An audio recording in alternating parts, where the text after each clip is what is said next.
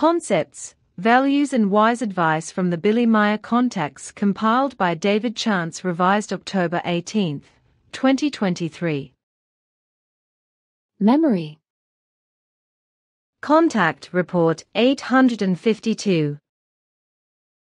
A good memory is valuable, but if human beings were able to remember too much, they would, as you once said, go mad.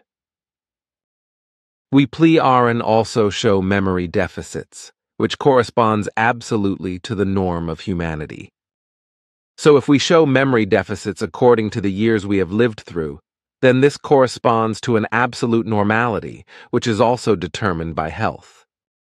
And if you are therefore classified as having memory loss, especially when I consider your effective age, then that is completely normal. The memory does not simply diminish and become weaker, but the memory covers up certain values and thus creates a relief, whereby the health of the memory is preserved. Consequently, a memory becomes partially or completely current again if a memory is stimulated by any circumstances or indications from fellow human beings. Contact Report 866. There is a question whether animals also have a memory similar to human beings, and I also have the following to say about this, which I have not only learned from Svath, but have also experienced myself during my life. I have clearly and unambiguously ascertained, experienced and learned that not only animals of all genera and species have an excellent and profound memory, but also plants, all animals and other life forms. Of course, I could not determine this with the many millions of genera and species, but with the help of Svath I experienced that not only animals have different forms of memory according to their genus or species, but also all animals, all plants, and all other life forms, down to the tiniest microbes. The animal forms, which only include the mammals, have a form of memory that is connected with an actual and certain partly conscious form of thinking, and thus also with a form of feeling, but also with an instinctive consciousness, as it is similarly with human beings, consequently also a good, partly conscious judging and likewise a partly conscious learning is given and thus also a faculty of memory. In animals, on the other hand, everything is largely based on instinct, and consequently the memory also functions in this wise and is oriented according to species and kind, so that here too there is a diversity which we human beings cannot survey.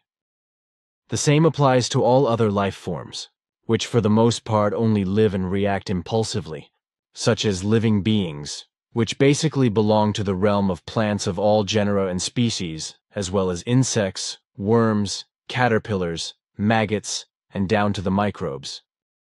What is also to be said concerns the human being's memory, which has nothing to do with the fact that all knowledge is stored in the creation life energy block, for the purely material functions of the brain are designed to store the life memory factors, and as a whole form the memory of the living body, that is to say of the whole organism, as well as the high and low values of character, behavior, ethics and morals, etc.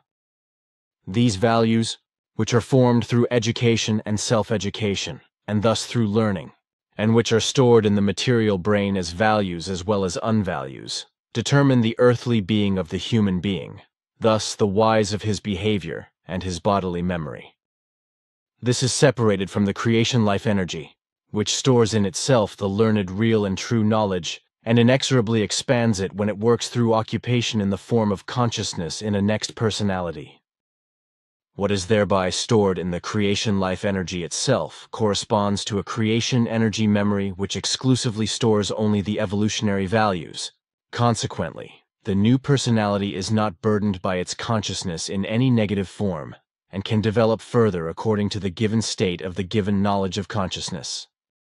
What is decisive, however, with regard to further evolution, is the measure and the kind of education and the absolutely indispensable self-education.